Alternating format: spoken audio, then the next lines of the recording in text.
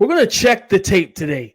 What went wrong with DJ U and the 2022 Clemson offense? I'll discuss who's at fault next on the Locked On Clemson podcast. You are Locked On Clemson, your daily podcast on the Clemson Tigers.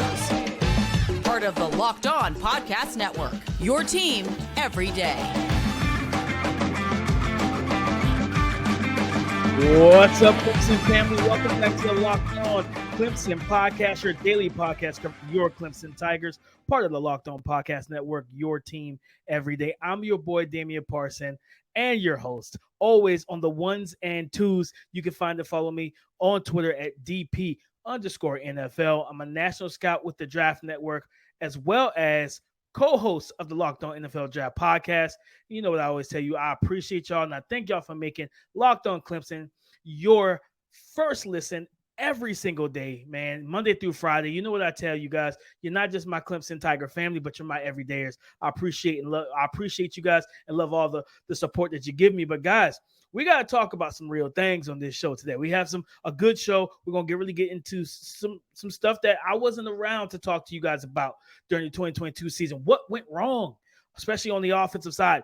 DJ U, highly touted recruit. What went wrong with him and the Clemson Tigers that led to a departure? From just what does the tape tell me, right? It's basically checking the tape. So we can get into that. You know, how was the offense at fault? How did the offense fail? How did DJ U fail the team or fail, the offense themselves as well? And then we'll get into on the proud 4-star recruit. But guys, before we do that, I got to give a quick shout out to FanDuel. This episode is brought to you by FanDuel Sportsbook, official sportsbook of Locked On. Make every moment more. Visit FanDuel.com/LockedOn today to get started. Guys, I'm going to tell you right now, the first thing I can promise you is like I said, getting into the tape. I know a lot of, I guess you say a lot of the blame for a lot of fans and some people in the media it was all DJU. That is not true. Nope, it was not. It wasn't. I will say this: no one person or group deserves the chunk of the blame. The blame is split 50-50. 50 DJU, 50 to the offensive system and the weapons around him that just did not work well together in 2022. Guys, when I popped on the tape, because DJU's over at Oregon State, I scout Oregon State in terms of for the NFL draft and prospects for my job over at the Draft Network. So getting into the tape and really diving into what went wrong, what went well, or what went right and what went wrong for DJU. It was a lot of different things, and I'll start off with the offensive struggles. The concept. That's why I'm so excited about Garrett Riley. You guys have heard me gush over him and what he was able to do with Max Duggan and that TCU offense, last year, getting them to the playoffs, and not just to the playoffs, but then also to the national title game, right? And there's a reason for that. This offense, what they were designing, the plays they were running, the concepts and structure of it, it was not good, guys. I'm just going to be, very honest with you guys. It was not good football. It was not good stuff in no way, shape, or form. And it was very frustrating to watch. Yes, Will Shipley was doing this thing. Yes, the run game and the offensive line did a good job in that regard, in that area of the offense. But the passing concepts, and it was crazy because I remember talking.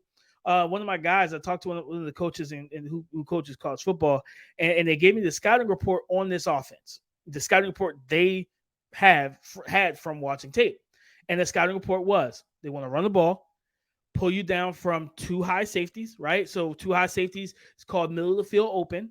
So they wanted to go to 1 high safety, middle of the field close. So anytime you see on social media, MOFO, middle of the field open, or MOFC, middle of the field close. So they wanted to get you out of 2 high looks with the run game, pull that strong safety down into the box. Now they want you to isolate and go one-on-one with their receivers. Well, that was the scouting report. He told me that's exactly what you see on tape, where when they ran the ball well and they got that single high middle of the field close type of look, right? What did you see? What did I see? I saw a team that literally would isolate guys, find a matchup down the field, and try to throw one-on-one, 50-50 balls, back shoulder fades, jump balls, those type of things, and just go routes.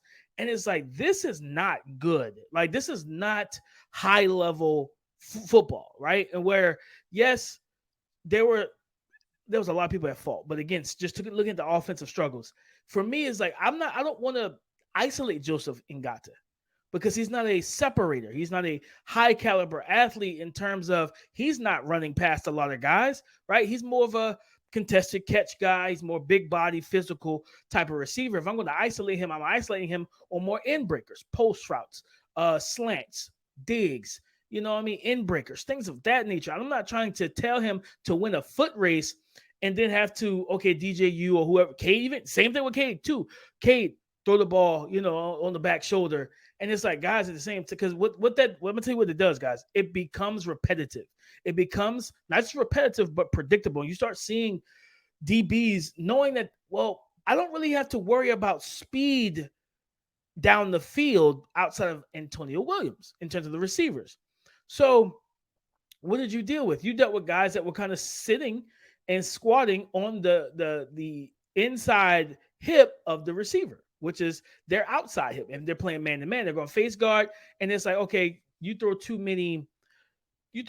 throw too many back shoulder fades, and all the DB's going to do is start to read the hands, eyes, and body, the body movement of the receiver. Then they're going to turn, because that's an easy turn from them. That's a natural turn. That's their outside turn. They're going to turn their shoulders, look for the ball, and then that puts you in a position of potentially throwing interceptions, pick sixes, things of that nature, right? So it just makes it like very low percentage opportunities. I will put it like that. When you want to isolate and chuck it downfield, and those low percentage throws that don't really have a good turnover rate, for the offense in terms of, man, let me rephrase that. Not turnover rate, but conversion rate. It doesn't have a really high conversion rate. So you want to see more more complex, more creativity, different things of that nature. I did not see that with this passing offense. Yes, you can go 3-by-1 and sometimes 4-by-1, and try to, like I said, isolate one-on-one. And if they're playing single high, you want the safety up top to kind of shade more towards your strong side, whether there's 3 receiving options or 4 if you move the running back on the right side or the side of to the strong side of the quarterback in shotgun. So you do want that. You can create a bigger window, but at the same time, it's still a low percentage throw, because it's not like you're throwing to, Jerry Jeudy or Jamison Williams from Alabama or Chris Olave or Marvin. Clemson didn't have Marvin Harrison Jr., Mecca Buga, and those guys that Ohio State have at receiver. They didn't have those type of guys last year, right? So I'm not trying to isolate guys like that. What I want to do is create conflict for the defense. I want to create conversation and make these guys talk to each other a ton pre-snap, with pre-snap motion, pre-snap shifts, all the different things like that. You think about offensive coordinators, what I saw from Todd Monken when I studied Georgia and Stetson Bennett and everything, how they made his life easier. I always talk about that with you guys. Offensive coordinators' jobs is to give the when you call the play and everything, you want to help the quarterback. You want to help them cheat on the test. You want to give them an answer key. You want to give them more and more notes to study so that they're prepared to answer the question correctly. Every snap is a quiz that has multiple choice answers. And at the end of the day, it could be a play where 3 of them, A through C is correct, but D is wrong. But you don't want him to go to D first, because you didn't give him the answers, right? And defenses will funnel you to D. They'll funnel you to that wrong or to C, whichever, A through B or 1 through 4, whichever one of those options are wrong, they want to funnel you to that. So the offensive system combined with just the lack of upper echelon talent, and then at the same time, offensive coordinator, you need to make the receivers' jobs easy too. Because if I want to isolate a guy and get a downfield shot, I want to run some rubs. I want to go 3-by-1, and that third receiver that's closer to the line of scrimmage or closer to the tackle, right? Closer to my offensive line, man, double slants with the wheel. That creates natural rubs, especially if they're in man-to-man. But if they're in zone now, it's like, okay, well, who's got who? People are switching post-snap, things of that nature. And it's like, all right, high zone, creates, you have to be able to communicate well as an offense in terms of zone. So there's a lot of things that happen that it was just tough, right? It was tough, and the offense absolutely had their faults. That's why I said no one person or group is at fault for the struggles offensively in 2022. Offensive coordinator didn't call or design in actual like the game plans and the offense that would work well with what with the offensive skill positions and quarterback that they had last year. But at the same time, as I'm gonna get into the next segment, the quarterback didn't help as well. So coming up next, I'm gonna get into DJU and how did he fail? What mistakes did he make? And is he correctable going over to Oregon State? I'm going to discuss all of that coming up next. Baseball season is in full swing, and there's no better place to get in on all the action than FanDuel, America's #1 sports book. Because family, right now, you get a no-sweat first bet if you're a new customer up to $1,000. Wait, did you hear me correctly? I said you get a no-sweat first bet up to $1,000 back in bonus bets if your first bet does not win. What do you have to do? Just go to FanDuel.com/lockedon to join today. And I'm telling you now, guys, I'm not a big baseball guy. I don't have a team myself, but you know about the Yankees, right? You know about the Orioles over there in Baltimore. You know about all these different teams that you can bet on. You know what your favorite team is doing, so go bet on them and trust that they're going to make you some money. So don't miss the chance or miss your chance to snag a no-sweat first bet up to $1,000 when you join FanDuel today. All you have to do is go to FanDuel.com/lockedon to sign up. FanDuel is the official sports betting partner of Major League Baseball. DJU. Of course, I'm not really great at saying his last name. I think it's DJ Uiagalelei, but I hate trying to pronounce it because I feel like I sound bad doing it. So DJU is DJU it is. And I'm a fan of DJU. You know, Big Cinco coming into college, man, as a recruit, 5-star, and he deserved every bit of that. Because when you look at him at 6 foot, he's 6'4", 240, 250. I remember seeing him at the ACC kickoff media day when he was there with Dabo last summer. And just a kid that you saw the weight loss and everything. You're just a big strapping young man. He was well-spoken, very nice guy, and someone that to me was easy to root for. And like I said in the first segment, the offense had their struggles and their issues that were not on his shoulders, right? Now, here we're going to talk about what is on his shoulders, and that is decision-making, holding the football. What we call in the scouting world, when you see a quarterback back there, they're doing this for those that are watching me on YouTube, and they're just patting the ball. It's called burping the baby. You don't want to be in that position because typically that means you're holding onto the football and you're not getting it out quickly. You know, in the NFL, they always say, especially at the NFL level, the belief is that you have at most 3 seconds in the pocket, unless you are Mahomes, Lamar, Jackson, Josh Allen, Justin Herbert, you know, those guys who can make plays with the Jalen Hurts, those guys who can make plays with their legs and extend plays, Joe Burrow, those type of guys, right? And if you are, though, yeah, you can extend that time to throw window from 3 seconds to 5 and create, right? And DJU is a good enough athlete at 250 that he can do that as well. But like I said, in the NFL, the most that most quarterbacks get is typically anywhere from 2.5 to 3 seconds in the pocket. So it means you got to get the ball out. You got to process information quickly. And while I gave blame to the offensive coordinator and the scheme that they were running, the concepts in terms of route concepts and everything, and the simplicity of the repetitiveness of isolating throws and the low precision, trust me, yes, that was there. But as I'm watching tape, there are multiple moments where you see DJU, he's so accustomed to reading that deep route, right? And okay, that's isolated. That's the one-on-one I want to go to. You don't predetermine your reads. You got to go off of what the defense is showing you post-snap. So, because what we always talk about in the scouting world is, all right, I'm watching for how the quarterback handles the pitcher he sees pre-snap and then the pitcher he sees post-snap. So, I age myself a little bit, but I don't remember the name of the little toy, but it was like the looked like a camera, had the little, it was like red, had the white little level, the handle. And when you flip it or you pull it down, it changes pictures. That's what quarterbacks see. And that's what defenses want quarterbacks to see. They want you to see a beach on, pre-snap. Then what they want you to see is a landmine, where in the desert island where you're not supposed to go, right? In the deserted, in the desert rather. Like that's what they want you to go from the beach to the desert, right? Where you're seeing mirages, you're seeing all type of stuff. You don't have water to drink, whatever. They want you stranded in the desert, right? So that's what you see. You see a guy that's predetermining his reads. And also, and I always talk about this with defense, but it's the same thing with offense, guys.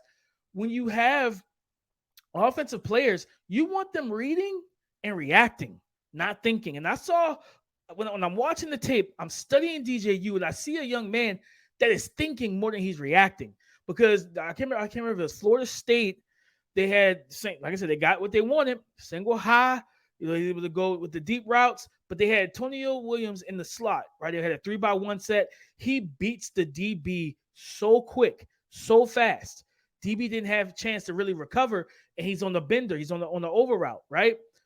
DJU, instead of coming off of that read, knowing that's I think, I can't remember if it was a tight end or Spectre, one of the receivers, they were not open. I always talk about this. Again, multiple choice. 4 + 4 is not 17. Eliminate that. I didn't see that with DJU. I saw a guy that was just waiting and hoping that throw was going to come available and then he would let it go.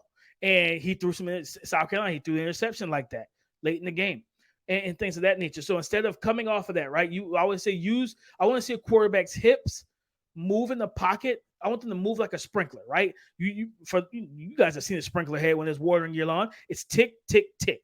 Right? I want you to, 1 read, 2 read, 3 read, 4 read. Tick, tick, tick, throw. Tick, tick, throw. Get the ball out of your hands. Tick through your reads. Get through your reads quickly so that you can make the right decisions. And I did not see that from him. Not only that, but mechanically, he improved from 2021 to 2022 in terms of even shoulders, not being so much of a leaner and a push thrower rather than loading that back foot and rotating through the hips and having a strong core. But there are too many times where his footwork and his feet in the pocket are absolutely horrendous. Where instead of him, he's toesy, so it means he's up on his toes. His heels are not touching the ground. He's not stepping in, and then when he does step into throws, he still tends to overstride, and overstride causes poor ball placement and inaccuracy. So you saw that, and you're like, oh man, like the throw is there, it's wide open. And then you see moments where he's just throwing flat-footed, where there is no activity with his legs. He's not activating his lower body, right? He's throwing all upper body. And then when you do that, again, it's just like boxing, guys. I'm telling you, football is very comparable to boxing and basketball and different things, and baseball, right? Your power, your accuracy, different things like that, it comes from your base. Right? I don't care how strong you are, how fast your hands are in boxing. If your feet aren't correct for you to torque and turn to throw that hook, you're not going to land it the way you want. You might go leaning and now you get counterpunched. And it's the same thing in the pocket. If you're not activating your feet and your feet aren't correct, you're going to get a counterpunch and it's going to be a pick six. It's going to be an interception, right? You're going to throw into coverage. So those are the things that I saw on tape with DJU. And now when you ask, is it correctable? Yes, it is. It is correctable because I think he said in the interview that offense did not fit him. And I agree. It doesn't. I think he needs to be in more of a play action type of offense and kind of quick throws, right? To get him settled into a rhythm because he has the arm talent. He's got a hose on that right arm to really stress tight windows and rip it, between the seams and between the hashes, 20 yards upfield on a bang 8 and different things like that. He can do those things, guys. I'm telling you. But at the end of the day, you have to make the right decisions. And he just didn't do that in 2022. So yes, the offensive situation, the skill position, the weapons in terms of receivers, it was not great. He did not have Ohio State's receiving core. He did not have what Michael Penix was throwing to at Washington with Romeo Odunze and Jalen McMillan. He didn't have that. He didn't have Troy Franklin at Oregon and they're like Bo Nix and all that. He didn't have those a ton of high octane weapons, right? In terms of being especially seasoned guys. But he has to take some onus and some blame for his play as well. So I want to be honest about that. Like I wanted to give you guys both sides of that coin and let you know it's not just the offense, the receivers, the OC, but it's also not just DJU. This is a talented young man. Big Cinco is talented. And this is a young man that if he puts it all together, his stock will rise for the NFL draft of 2024. But we got to see that. And the biggest thing we want to see is consistency. So it's fixable, but let's see if he can fix it in the season of 2023. But guys, for 2023, you know what I mean? We got a senior safety who's about to make a decision for the 2024 recruiting class. So what are we about to do next? You already know. We're going on the prowl coming up next. On the prowl, ladies and gentlemen, we are on the prowl for more 2024-2025 recruits. And for the 2024 class, 4-star safety, Ricardo Jones, has been reported by one.com that he will make his college decision on June 27th. And guess who he's choosing between? I'm telling you these. I told you guys, in one of the recent podcasts that Florida State and Clemson are going to be attached at the hip in more ways than one for 2023. And it starts with recruiting as well. His two choices are Clemson and Florida State. And guys, let me tell you something. Again, one.com, great outlet. I love those guys' work. 24/7 Sports and ESPN as well, but one.com, they are top tier. They're high, high level stuff. But when you look at what he brings in terms of physical frame, in terms of Ricardo Jones, they say he's played safety, 6'3", 190. So when you look at this young man, you see a guy that has a college frame already. And I'm excited. I'm excited for this because this is, again, losing Andrew Makuba. You got R.J. Mickens. You want to continue to replenish the well, man. You want to continue to replenish the well and keep that talent coming in. And again, I talked about it. If you want to, again, Georgia is the number one recruiting class right now. They have the same amount of 5-star recruits committed for the 2024 class as Clemson. But they have about, anywhere from 7 to 8 more 4-star recruits already committed, right? So Clemson's got to continue to shrink that disadvantage, and so they can keep climbing up, because you're going to really make your hay and your ranking based on what you're doing in terms of the 4-star recruit. So looking at I didn't get a chance to watch the kids' tape, but I trust the scouts over at one.com, and this is the report that they put out. He's a well put together safety prospect who has the frame and build to carry quality mass. Like I say, he's 190 right now, heading into the senior season. Depends on what happens athletically. This is a kid that might bump up to 205, maybe 210. And it just depends on what his athleticism looks like. He's either going to play free or he's going to be more of a low level, low hole, strong safety. But they say now, but here's again, just answer my question. Possesses tremendous closing speed when working downhill. So you're talking about closing on quick routes in front of him, the run game, seeing and identifying the ball and really tracking it and then coming downhill, right? Has the necessary range to cover from sideline to sideline. So now he can play on the roof. He can play in the high post and play like I talked about with DJ U in an offense and what they wanted to get defensive end, single high. He can do those things, right? He high points the ball effectively at the catch point and has quality ball skills. So that's what you want too. If he's back there and he's helping out with it, coming over the top, the double team, and they still throw the ball 40 yards down the field, can he go up and make a play? Does he have the ball skills to make a play? Looks like he does. This looks like he does. Does not, they said they did not see much man-to-man coverage on film for him, but he has the hip fluidity and long speed to do so if asked. And that's big because a lot of times it's not about if a guy can or can't. It's about what he's asked and not asked to do. So if he's asked and to start training and working in practice on being a man-to-man nickel guy with his size, I'm gonna tell you what he is. He's got the potential to be, with his size and athleticism, to be a tight end eraser. So that's what you want to look for, because at the end of the day, especially from an NFL draft perspective, I'm going to keep my eyes on this kid wherever he goes, because as an analyst and evaluator, I'm going to talk about him, because that's what that type of frame athleticism, what teams look for at the safety position. Because if he got the closing speed, he gets that grown man body, right? He gets up to 205, 210, but he's still a 4'4", 4'5" type of guy, and can come down and play man-to-man against tight ends. Man, that's going to help his draft stock. So, and then they talked about where that athleticism comes from.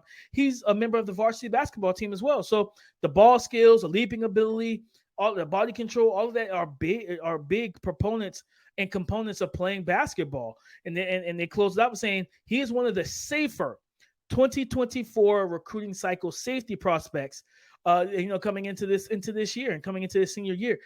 Safe is great.